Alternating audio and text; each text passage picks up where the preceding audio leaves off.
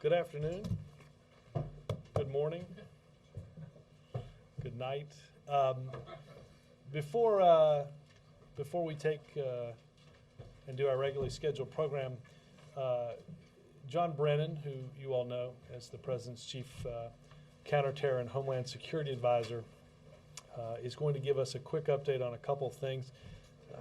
There's some steps that we are taking around the holiday season to ensure security, as well as to discuss some actions that have been taken over the course of the past year after incidents like December 25th and Fort Hood.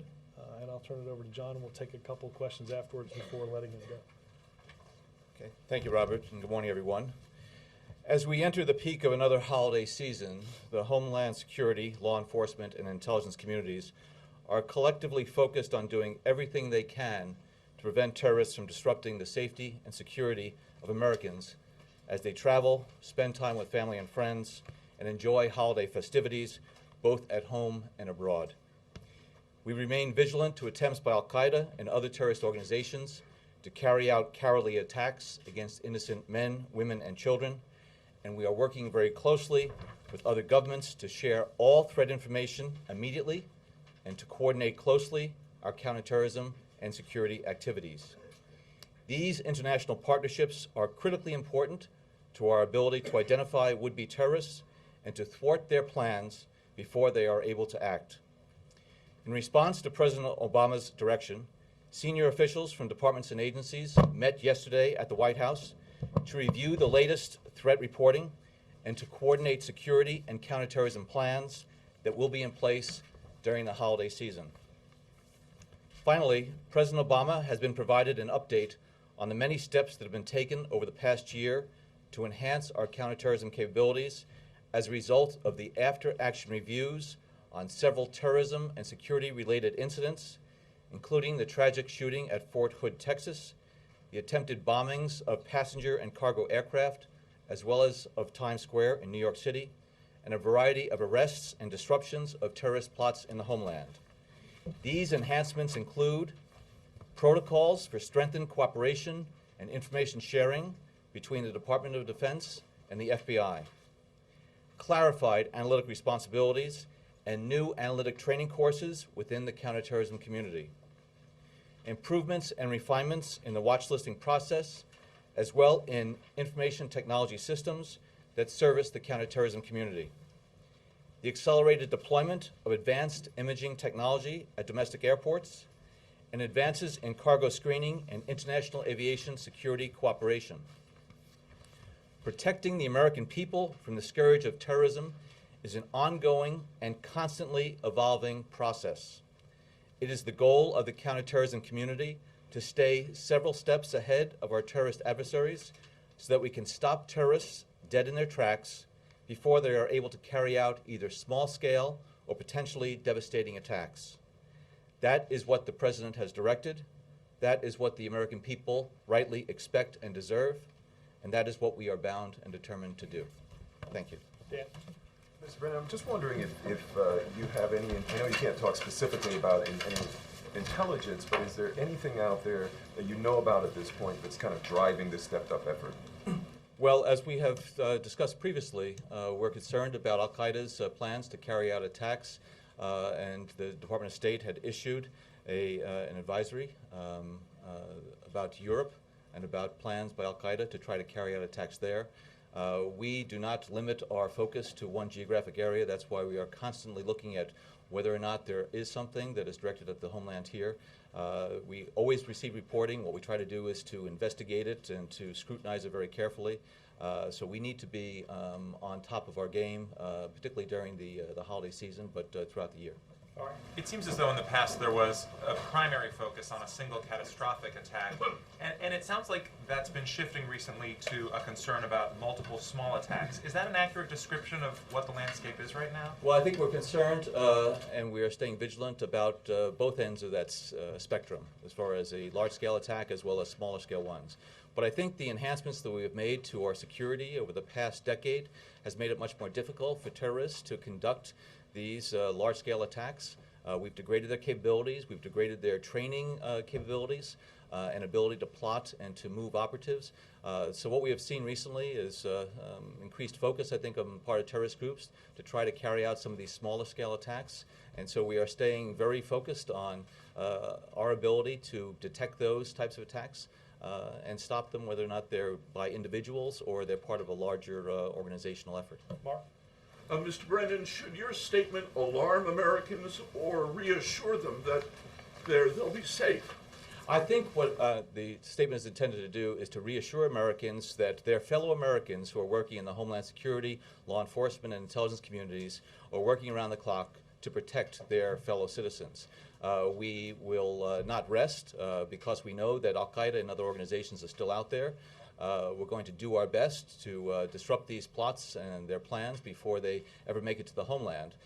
So what we want to do is to let the American people know that we're on the job, we're staying vigilant, we're working with our partners, and not just our international partners, with our state and local partners as well, and we will continue to do so throughout the holiday season and beyond. Ben? Just to follow up on Jan's point, to the degree you can speak to this, is there a particular concern during the holidays, given the enormity of passenger travel? Well, I think as you pointed out, there is a fair amount of volume that's going through the different transportation sectors, whether it be aviation or rail and other areas. So what we want to do is to make sure that we're able to provide the security to the traveling public. We also want to make sure that we run to ground any type of report out there about a threat to the American people. I think as Secretary Napolitano said the other day, as far as something specific and credible, we don't see that. There is a constant stream of reporting throughout the course of the year about Al-Qaeda's plans. Sometimes we have that strategic warning. We're not going to wait for a tactical warning. We're going to be poised every day to respond. Mr. Brennan, as you know from last time, the Christmas Day bomber, there was intelligence gathered in the field that wasn't fully shared with the appropriate people before the plot moved to execution. Are you confident now that that situation won't happen again? I'm absolutely confident that the deficiencies that were identified in the system as a result of the after-action review of the Christmas Day bomber have been addressed. And some of the reasons why certain information was not shared, certain information didn't make it through the system, we have taken steps to ensure that that type of problem does not happen again. So one of the things that President Obama has insisted that we do on each of these incidents is to take a look back and to see where the system worked well, where it fell down, what changes we could make either in information technology or in business processes. And so I'm confident that those deficiencies we identified as a result of previous reviews are being addressed and that we are in a much better position today than we were last year at this time. Jake? On Monday, there were 12 individuals in the UK who were arrested on a suspected terrorist plot. I was wondering if you could tell us anything more that we know about that, or anything about their intention. And also, if the problem of intelligence sharing has been solved, if you could explain why Director of National Intelligence Clapper did not know at 3:45 on Monday about those arrests in that interview with Diane Sawyer that you and Secretary Napolitano did, how that's possible that hours later he had not been told I would about be those. pleased to address that question, Jake. Which he did today, as you know. Let me address your first question first, and I will defer to my British counterparts to provide information about the status of their investigation. We are in constant contact with the British. We were since the beginning of this takedown of the individuals in Britain to work with them closely to find out whether or not there's any nexus here to the homeland, find out what we can about their motivations, intentions, and where their operational planning was going. So that is ongoing. On the second issue, Jim Clapper is, I think, the consummate DNI. He was working on developments in the Korean Peninsula in terms of political and military developments. He was focused on trying to provide support to the Congress as far as the START Treaty deliberations were concerned. He was engaged in a variety of classified matters. Should he have been briefed by his staff on those arrests? Yes. And I know there was breathless attention by the media about these arrests, and it was constantly on the news networks. I'm glad that Jim Clapper is not sitting in front of the TV 24 hours a day and monitoring what's coming out of the media. What he is doing is focusing on those intelligence issues that the President expects him to focus on, and to make sure that we don't have conflict in different parts of the world. He continues to focus on those, and His not being briefed yesterday afternoon, this is something that they've acknowledged that he should have been briefed on. They've taken steps to correct that now, and if that happens again, I'm sure that he is going to be au courant as far as a takedown overseas. Just one quick follow-up. Is that, by implication, are you suggesting that the arrests, that the threat was not serious enough to have risen to that level at No, that what I'm point? suggesting is that there was the sharing of the information from the British to U.S. officials. We were in touch with the British throughout the day and continue to be so. There was no action that the DNI had to take. There was nothing that was required of him to do. And so he was focused on those matters that required his direct and personal attention, and he was giving full attention to those matters, and the President was very appreciative that he was focused on that. There is going to be a continued interaction with the British on this. There may be things that the DNI personally will need to be involved in, but as of that time, there was nothing that the DNI needed to do or to be engaged in that would have required him to set aside other pressing intelligence matters to get briefed on things that were being put out in the press. Thank you, John. Thank you.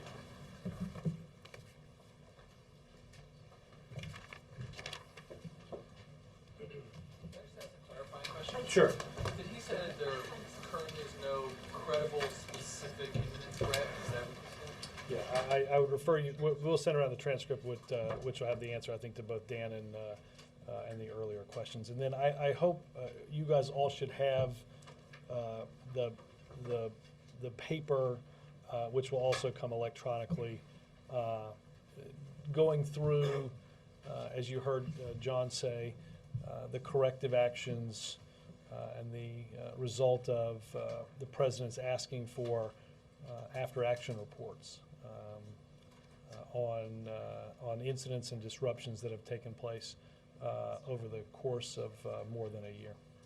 Ben? If I may, are folks going to see and feel more security during their holiday travel, and are you giving us this in part to give them a heads up about that and get some explanation why? No, I think you guys overblew that when we did it at Thanksgiving. So I think that's sort of taken care of. Wendell, I think we wanted to give a sense, I think importantly, of what has been done as a result of what John mentioned last year as a failure in our security and intelligence apparatus relating to the attempted bombing on Christmas Day. I think it's important for the American people to understand that, as John said, we take the threat enormously seriously. There is a huge part of our government that is focused on those threats and on their security, and we wanted those to be aware of the steps that have been taken in the intervening weeks and months to address them. I do not anticipate that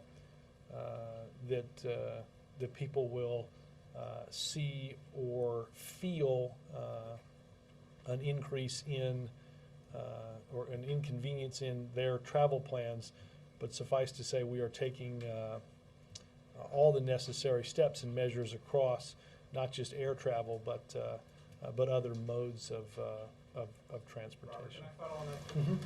So are the recently initiated searches of bags here in the D.C. Metro part of this program, and will we expect to see that in other transit systems? Bill, I don't want to talk about specifics. Obviously, John and others look at intelligence and reporting across, as I said, many different modes of transportation, and many different are aware of and acting on information across a broad spectrum. To my knowledge, this is the first time since right after 9/11 there have been searches of bags in public transit systems, and it's happening at this holiday right at this time. So we're going to take whatever steps and actions are necessary to ensure a heightened sense of protection. Yes, sir. But isn't it, maybe my recollection is wrong, but isn't it true, aside from the underwear bombing attempt last Christmas Day, we in Washington and official Washington and the media get breathless each holiday time about increased security. I don't know that your breathlessness is reserved simply to holidays observed on a calendar, but no, My again, point is that, yeah. that these are that the attempted I mean, look, attacks have been random. It seems. Look, Random times. I think that John would probably tell you there's, quite frankly, a little bit of both. Look, I obviously you have around the holiday season, whether it's Thanksgiving or whether it's around Christmas, you have a huge increase in just the volume of those that are moving around. You have, as you mentioned, at other times, Times Square or the AQAP plot involving cargo planes, which is not, as you mentioned, not affixed necessarily to a holiday. So that's why I think one of the points that John wanted to make was, regardless of the day on the calendar, there's a vigilance that must be maintained around the clock in order to ensure that we are doing all that we possibly can and taking the steps that are necessary to rightly protect the American people and to inform them of threats that might be had outside of the homeland. So again, this was largely an informational briefing on John's part to give you a sense of what we're doing. Ben? I had a follow-up question about the signing ceremony. Don't ask, don't tell. Struck by the president saying at the top that he was overwhelmed, and obviously there was a lot of emotion to that ceremony. Can you offer some context, having been with him for many years? Is that one of the more emotional times you've seen him in that kind of setting? Did it stand out to you that way? I think watching it on television as well as I was not there. I wish I would have been, but I think this is something that the president has fought long and hard for, and believed needed to be done. Has needed to be done for many years. Again, Ben, I started working for him in April of 2004. And as part of his campaign for the U.S. Senate, he had pledged to vote for the repeal of this policy because he thought it was wrong. I think today represents the beginning of a process that ends that policy. The president had occasion to speak with Admiral Mullen and several of the Joint Chiefs yesterday, and to discuss what is now being implemented in terms of a working group that will lead to the certification by the Secretary of Defense, the Chair of the Joint Chiefs, and the President that the policy is officially ended. The President's belief in discussing with the chiefs is that this is a matter of months, and he looks forward to that happening. I do think it was. I do think this was one of. This is an accomplishment that he's enormously proud of, and happy that it was one that was not just the work of one party, but by those across party lines that believed that the policy was wrong, didn't make any sense for our national security, and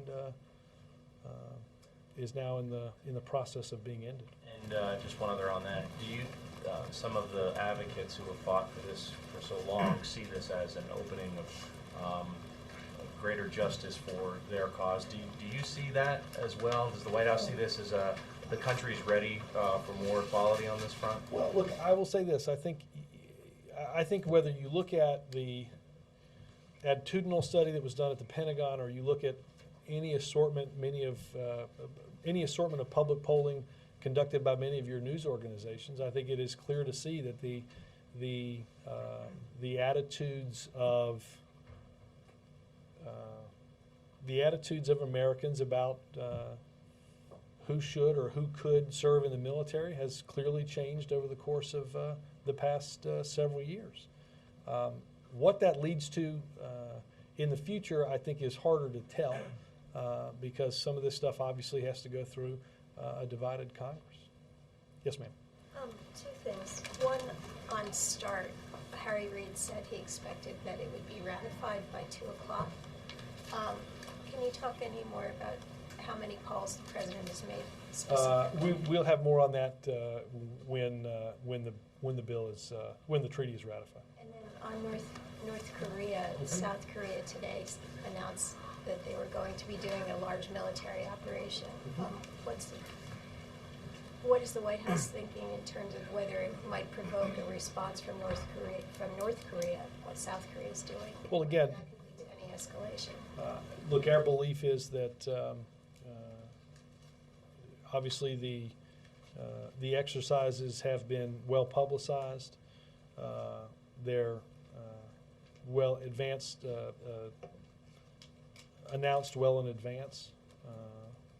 Everybody, I think, in the world is aware that they're happening, and they are exercises that are defensive in nature. The United States is obviously supportive of the Republic of Korea. And just given the climate lately with Pyongyang, and there's the bombing of the island, excuse me, is there concern that there might be more of an escalation? I mean, is there anything that can Again, I think exercises that have been announced well in advance, that are transparent, that are defensive in nature, should in no way engender a response from the North Koreans. Yes, sir. What's the fundamental principle underlying the president's belief that the repeal of Don't Ask, Don't Tell was important? Is it national security? Is it equality? Is it both? Is there something else? I think it's all of that. I think the president believed it was unjust, and I think I believe that we had a number of brave men and women that were willing to sign up for their country, willing to serve their country, and willing to die for their country. And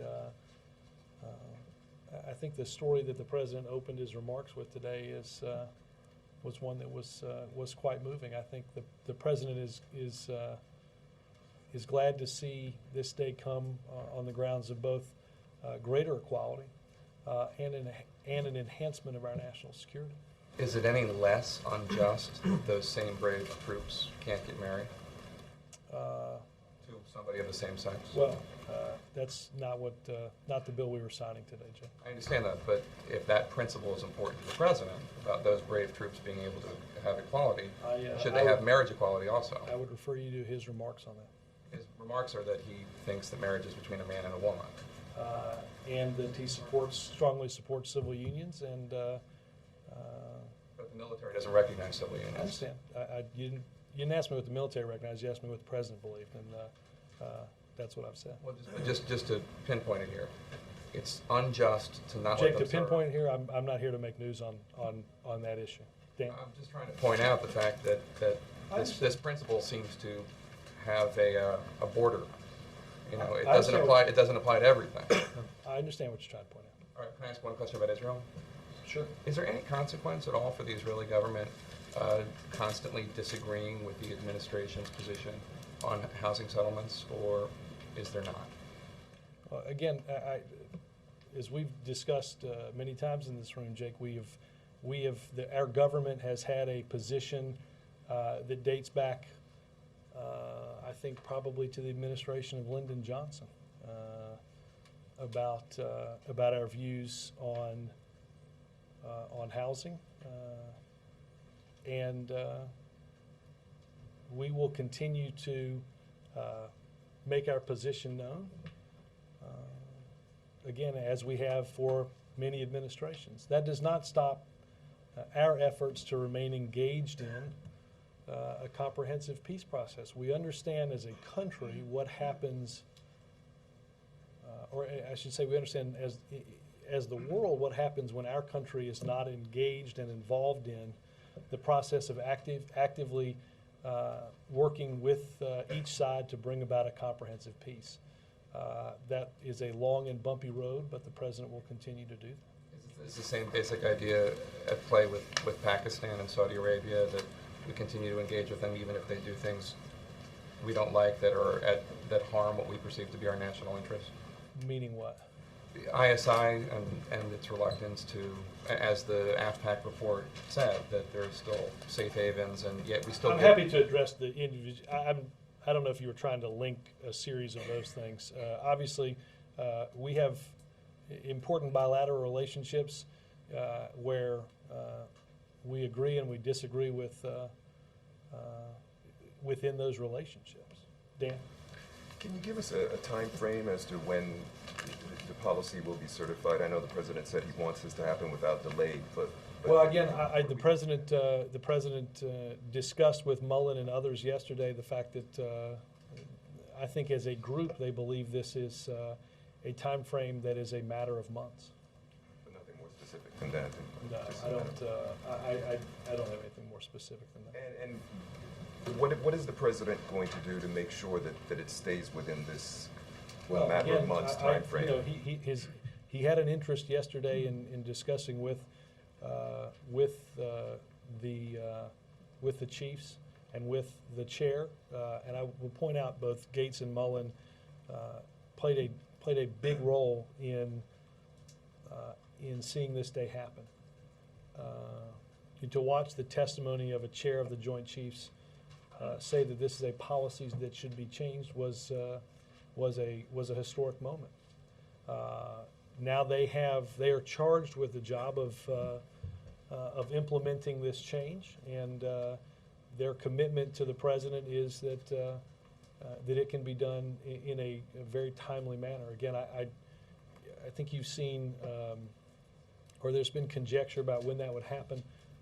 Again, I think the president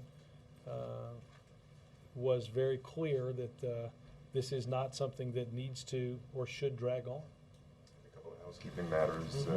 Anything more on whether we'll see the president today, and when is he leaving? If you can tell me when Congress leaves, I can answer all of the above questions. I anticipate at some point you'll see the president today. I should start a pool as to when that would be. What time would you like it to happen? Let me tell you, look, I'd like to do it now, and then we can go about Christmas shopping and doing whatever things we haven't been able to do as a result of this. Regrettably, Dan, you and I we hold very few cards in this long process. But I anticipate that you will at some point see him. I will say, as a pure housekeeping measure, we are not likely to have a ton of time in terms of when you see the advisory. So to help out Caroline and others, when you see the advisory, please RSVP. If there are people that need to come into this building that aren't here on a regular basis, they're going to have a very, very limited time with which to do that. Please tell your organizations and give them that heads up. So there will be a news conference, just a matter of when. That's my hope. Again, Ben, a news conference. But again, Ben, I got out of the prognosticating business around healthcare. Yeah.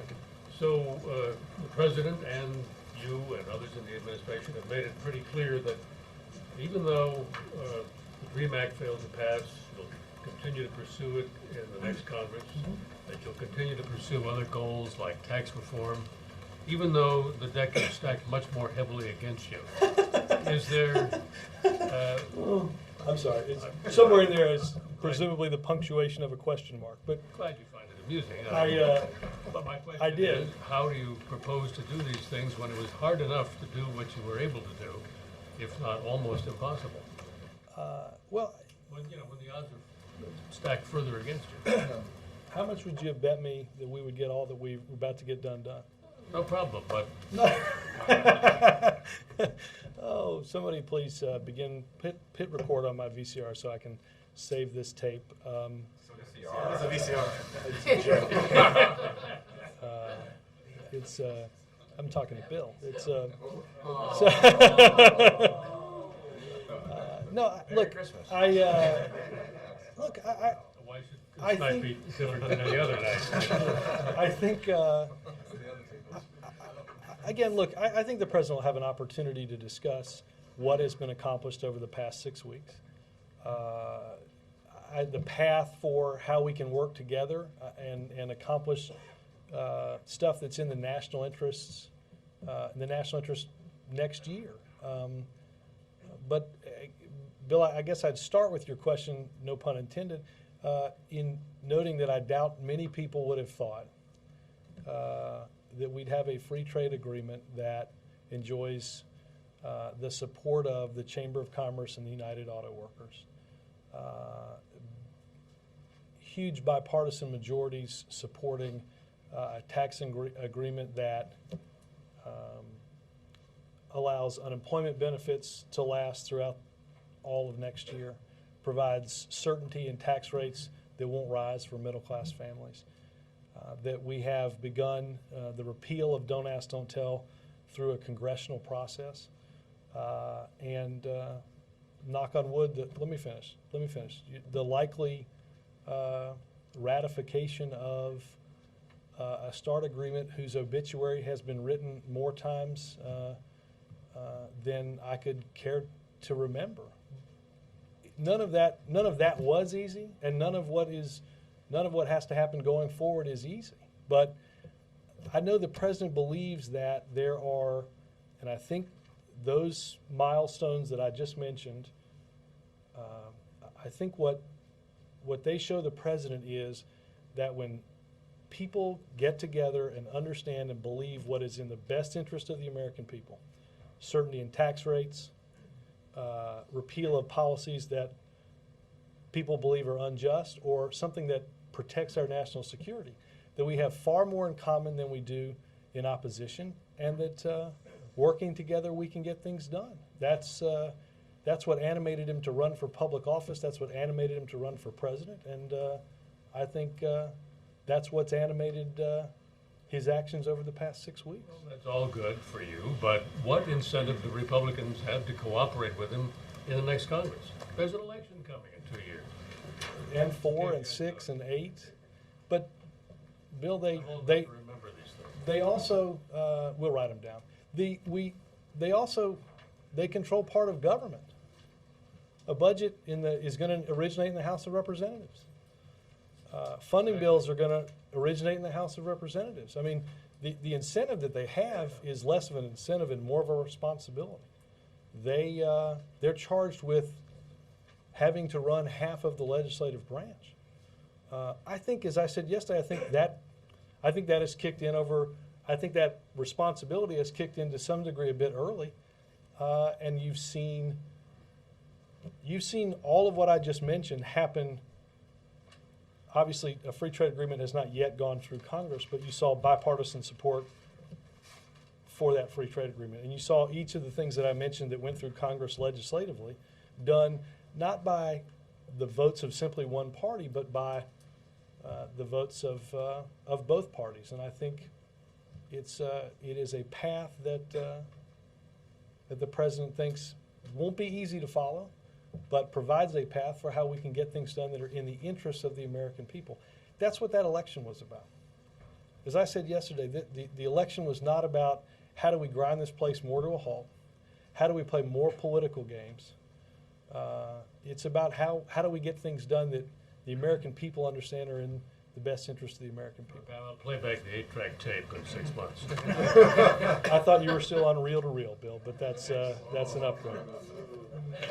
President's Never orders. grow when he makes fun of me. I don't. I get it. Bill, you guys sit behind me. The president's ordered some changes in the treatment of prisoners in Gitmo who can't be brought to trial, or at least can't be brought to trial now. Can you talk about those? I'm sorry. Start it. The president has ordered some changes in the treatment, the rights, if you will, of prisoners at Guantanamo Bay who can't be brought to trial. Are you talking about the draft executive order? Okay. Yeah. But let me change the. You're right, because it's not finalized yet. Let's go farther than that. That is a process. That is a document that has not even begun the process of a deputies committee meeting. It has not been read, looked at, or reviewed by the president. I do not think it is, or it should be, surprising to many off of the speech that he gave in May of 2009 that there are going to be those at that are currently in Guantanamo Bay that for whatever reason are not going to be able to be tried in either a federal court or in a military commission that are going to have to be indefinitely detained. The president was clear on that in May, and I have no comment on the draft executive order, largely because it's a long way from ever even reaching the president's desk. I'm wondering if that process is intended to make the facility in Guantanamo Bay somewhat more acceptable to the president. He has said it's a recruitment tool, but you can't seem to get... Just, again, not to mess with the premise of your question, but he has said that because Al-Qaeda has used it as such. Exactly. It is they have used it as a recruitment tool, and our generals and our commanders see them using it as a recruitment tool. Look, obviously the president is, again, I refer you to the speech in May of 2009 that seeks to do, well, I'd say broadly, the president does not believe that our national security and the protection of our homeland has to be in contradiction with our values as Americans. And that's what animates him in this entire process. And the draft order is in no way connected with having to basically live with Guantanamo Bay because... Again, this is I want to divorce this answer from the draft executive order because again, that's a process that has certainly not worked its way through even to the deputies committee procedure. But I think, as the president said, I don't think anybody would find it surprising that the president and this administration understand that there are those that have been evaluated by our intelligence community, by our defense infrastructure, and we understand, as the president does, that there are some that will require indefinite detention. So let me finally say, the president's still committed to closing Guantanamo Bay. When's it going to happen? I don't know the answer to when it's going to happen. I know that remains the president's goal. Let me make one other quick announcement. I don't have the timing on this. I'll go back and try to find it. But the president did sign the continuing resolution that funds government through early March this morning. And like I said, I'll go back and try to find the time. Can you email somebody on that? Thanks. Yes, sir. Obviously, it looks like you're peeling off significant numbers of Republicans on this START treaty vote. Mitch McConnell has said that his priority is to stop the president from being reelected. Now he's losing apparent control of his own caucus, at least on this. Is this a one-off, or is this a pattern moving forward? Do you really need to negotiate with him in the next Congress? No. I think that I think, as we've said before, we are going to have to, and we will work with Republican leaders in Congress more closely than we have in the past couple of years. As I said earlier, they have a responsibility to the governing of this country, unlike they have had in the previous 2 years. I think the result of what has happened over the past few weeks is less somebody losing control of their caucus and more those in that caucus understanding that the message is work together and get things done. Don't relitigate the fights of yesterday. There's plenty of time before that next election. Focus not on your political future, but on our future.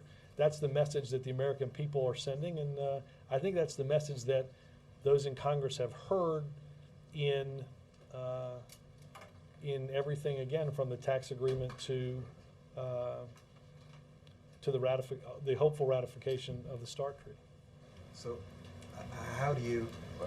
Did Mitch McConnell not get that message when he said he was going to try and defeat the president in the next election? I think that is a broad and fundamental misreading of what the election was about. I do not believe that that regardless of your vote, people went to the polls thinking, let's extend gridlock and political gamesmanship for another 2 years. I just, if that's what some up there believe, then have at it. I don't think that's where the American people are. Robert, a follow on that? Yeah. Very briefly. By the way, I like the tie. It must be an important day. It's Christmas. When I get out of here. Senator McConnell went on the Sunday show saying that he was opposed to START. His folks said that was to sort of halt the momentum for this. He also got a bit brushed back on the earmarks thing from his own conference. Do you think he's sort of made a miscalculation here and taken too hard a line to appease these Tea Party types? I think that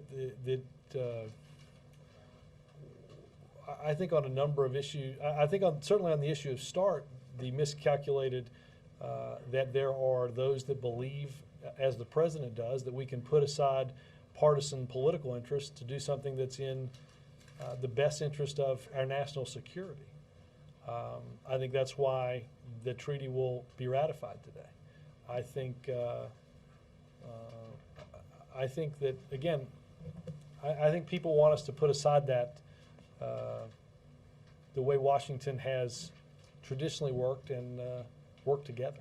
Do you think the days of sort of Fortress McConnell, him holding the 40 members of his conference more or less intact, are essentially over, at least on non-spending? I don't doubt that there are going to be times in which, look, you see it on the 9/11 bill. There's 58 on one side, there's 42 on the other.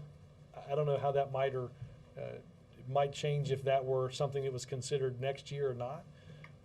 But I still think, and I think the president believes, that there will be times in which we will have splits along partisan lines because we're fighting about something that we all hold deeply. I don't think those days are gone, and I think that's the reason we have two parties. But at the same time, I think the president believes that a whole host of issues, national security, middle class tax cuts, and things like that, that we ought to be able to put aside some of those differences to get what we agree on done for the American people. Again, I think that's the message that of the last several weeks. I'll come around. Sure. John. At the signing ceremony this morning, the president very pointedly thanked Nancy Pelosi, thanked Harry Reid, and talked about the productivity of the first 2 years. First, do you think that was an appropriate thing to be doing at a signing ceremony on a landmark civil rights bill? And do you think that, Mayor, was that a victory lap of sorts for? This was a victory for everybody that was in that room and for many that couldn't be in that room. I don't. This was something that a lot of people, men and women, those in Congress and out of Congress, those in the military, those out of the military, that have fought a long time for. I don't see anything inappropriate for the president to discuss what he believes is and has been a very productive 2 years in Washington. But that was a reference not to Don't Ask, Don't Tell repeal, but I think it was a reference to Don't Ask, Don't Tell plus financial reform, healthcare reform, economic recovery, credit card reform, a whole host of things. And is that a theme that you expect him to take up this afternoon? Is that a point of I anticipate he might dip his toe in that water, yes. Mark? Did you say the Joint Chiefs were here yesterday? No, I'm sorry. He spoke with them on the phone. Yesterday? Yes. Was General Amos among them? He was.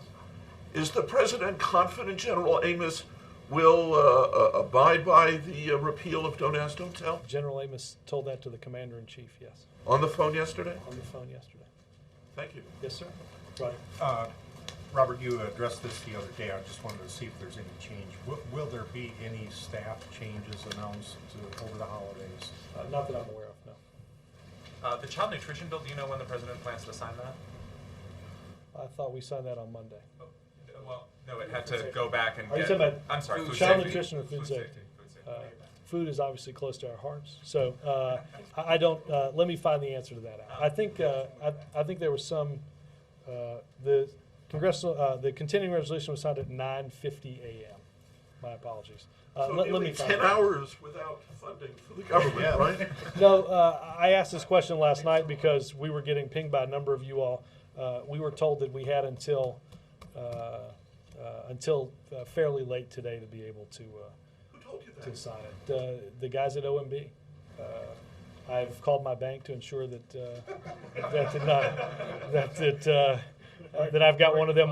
I got one of them on the phone. If you need them to vouch for an impending direct deposit. 9:50 a.m. Yes, it would have been I guess fairly close to him getting back from the sign. Yes, I'm Just sorry. moving I'll away find from- out on food safety. Thanks. Moving away from hard news for a second, can you just give us a snapshot of what the president is looking forward to in Hawaii golf books? Yeah, I was going to say. Obviously, I think the president is.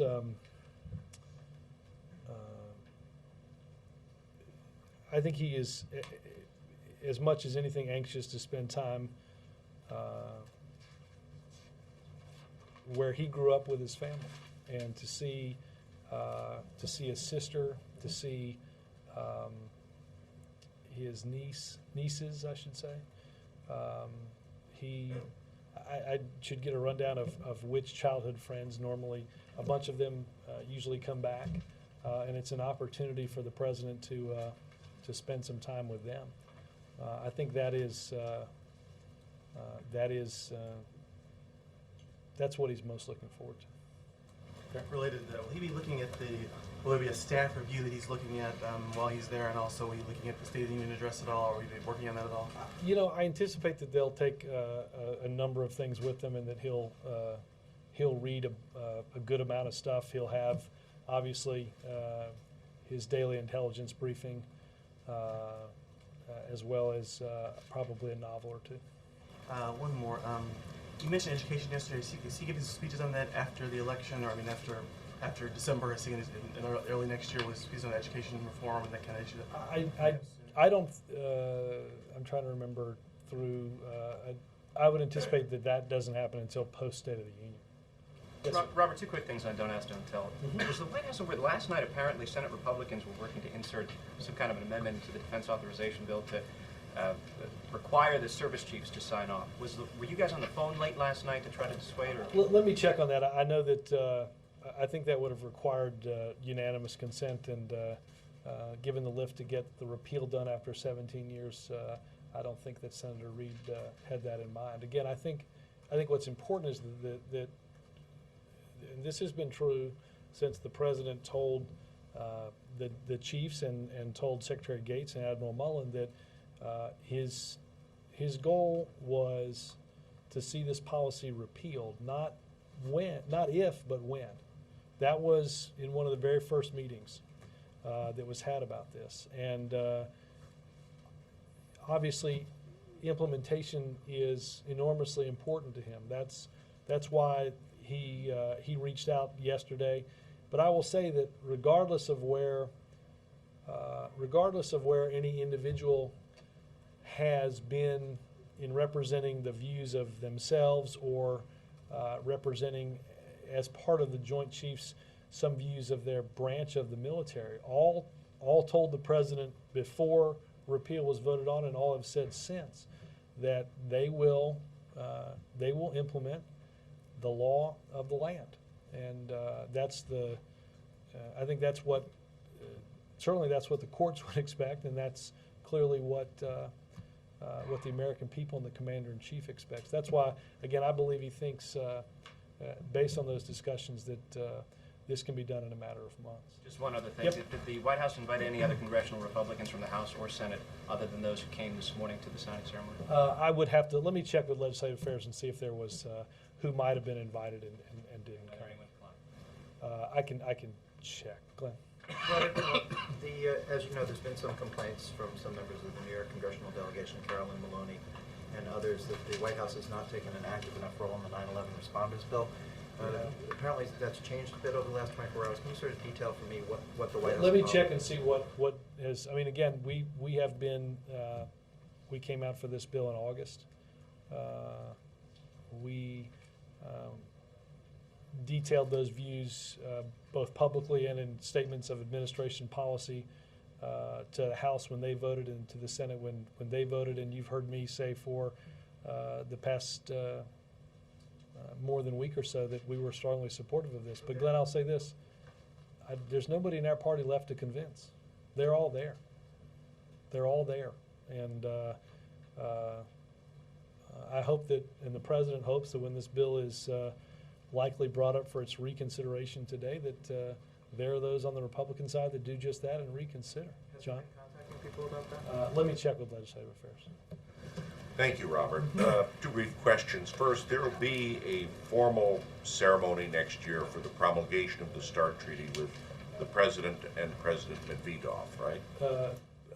Medvedev, I don't know what the schedule is. I don't know that. As I understand it, the treaty is ratified once the Senate does it. I don't know of, at least right now, plans to do a ceremony that you speak of. I think that we had the signing, obviously, of the treaty last April-ish in Prague. All right. The other thing, Robert, is that you this week gave a lot of credit to 3 secretaries of state in Republican administration for securing And likely I ratification. left out dozens of people that have been helpful. Right. Go ahead. You mentioned yesterday Admiral Mullen and General Hoss Cartwright, appointees of the previous administration. Will the administration count on more identifiably Republican figures and figures from past administration in the next Congress to win? Look, I think that I think, as is true on a number of issues, not just on issues of national security, that there are those that that share an interest in different policies, and when the president talks to them, or the vice president talks to them, or people in the administration talk to them, and they desire to be helpful, we think it is always helpful to have Democrats and Republicans, those that are currently serving and those that have served our country, out to discuss why they think this is an important priority for the American people. So we've certainly done that in the past, and I hope to continue to do that. Margaret?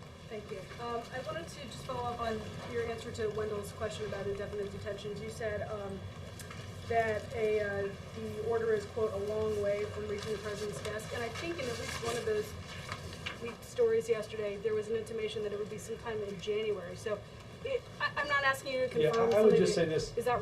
Margaret, it's hard to know the process at this point because, again, it's not one step away from the president's desk. It's many, many meetings. And, again, this hasn't been brought to him. It's at I think, a deputies committee level at some point in the next few days. That would likely lead to a series of things before principals level, which would include the president. I mean, it's not going to happen before the end of the year, it's clear. Oh, certainly not, no. Maybe not even in January. It's hard for me to give a timeline. But definitely not by the end of the year, since that's rapidly approaching. Right. And then, just so that I understand the planning purposes for today, yes. Is the president poised to do the press conference after the start vote or after they gavel out? To be determined. Again, our hope is to, I'm trying to be coy, I'm just trying to, I've been in more scheduling meetings about this than I would care to recount. And every time you go through a scenario and people leave, there's a new set of times. Our hope would be that we could do something sort of mid to late afternoon, which would allow for some normal deadlines for you guys. Again, that is, I think we would likely do it over in the auditorium on the first floor of EEOB. So again, I'm out here to tell you on behalf of Caroline and others, Marissa and folks, when you do see that advisory, do just take a second and RSVP or have your organizations RSVP so that the process can be rather smooth. There will be a very tight timeline, as I said, to get people that are not pass holders in the building in, and those are not our deadlines as much as they are Secret Service deadlines. There's a lot of people coming through the White House for tours, so please be attentive to that as you can, and we will try to give you guys as much notice as we can. Is he committed to staying until they gavel out, or until he gets the stuff he was babysitting till it concluded? My understanding until they're reasonably done. So again, I don't. Please stay in touch again as to I should have just started with that and seen if that worked, and I will associate myself with that answer. Ken. Just to follow up on those housekeeping questions, do you have? I know. Do you have a vision for those signings beyond? I don't yet, and I think I'm going to check on food safety, and I will. We will try to keep you up to date throughout the day, pending additional needs for bill signings. Try to do start before. I don't think you have to sign it because it's once it's ratified. Healthcare would probably be the only thing. Right? We hope that passes, and we hope that that's something that can be signed into law. Yes, sir. Is the administration concerned about the escalating price of oil, which appears to be going up beyond the cold weather premium? Look, obviously, anything that has the potential to impact our economy, we watch and we are concerned about. The Department of Energy would instruct me not to speak specifically about those prices, and I would point you over to them. Thank you, yes, ma'am. Besides outlining the accomplishments for this year, would the President put Congress on notice about those that he anticipates they will try to repeal? In today's remarks? Yeah. I don't remember off the top of my head. I don't think that's. Let me check, and I'll try to get back to you. Yes, sir. The Middle East peace process has been one of the President's main foreign policy priorities, but it's been stalled for some time. Does he plan to make any calls to Mr. Abbas or Mr. Netanyahu before the end of the year? I can check with NSC on that. None that I'm currently aware of, but we will double check. Yes, ma'am. Getting back to Gitmo, you said there are those who can't be tried for whatever reason. Can you spell out those reasons beyond just the intelligence community says so? Well, I think obviously some of that has to do with whether or not, because of torture, evidence can't be used. But if Khalid Sheikh Mohammed was waterboarded and Attorney General Holder says that he can still face trial, what else happened that we maybe don't know about? Well, I think what happened has been fairly extensively covered in documents that were released last year on the topic. So what else? What's a review going to do? Is it going to change the fact that they were tortured? Can you try them? If you review it, it's not going to change the fact that they were tortured. So what's the point of a review? I'm sorry. Reviewing their detention status. It's Well, not going to change the basic we have facts. we reviewed the status of every person's detention as a result of our taking occupation of this administration. As we've discussed here before, a number of we didn't feel like that there was sufficient information on a whole host of detainees. Obviously, we have had to. There's a process that went through to determine the status of each detainee, and we've also obviously had to balance decisions on habeas petitions that have been ruled on by the courts. Yes, sir. Do you, excuse me, do you foresee the next 2 years of Congress being more productive, considering, the President said today that the last 2 years are very productive, and you're saying that Republicans seem to have taken a earlier responsibility to governing. So do you foresee the next? I will say this, I do not think that the next 2 years, because there's a divided House and Senate on different party lines, that the next Congress has to be, by definition, unproductive. I don't think that's the case. I think, again, and our belief and our hope is that, as you've seen over the past many weeks, that people have made determinations on issues that are important to them and important to the national security of this country, and have acted not as simply agents of one party or another, but as lawmakers and Americans. And our hope is that is an atmosphere that we can continue to foster, and that will lead to a host of things that you'll hear the President discuss at the beginning of the year and throughout the State of the Union that are important to us continuing our economic recovery, protecting our citizens, and ensuring that we are competitive with the entire world in the 21st century. Thanks, guys.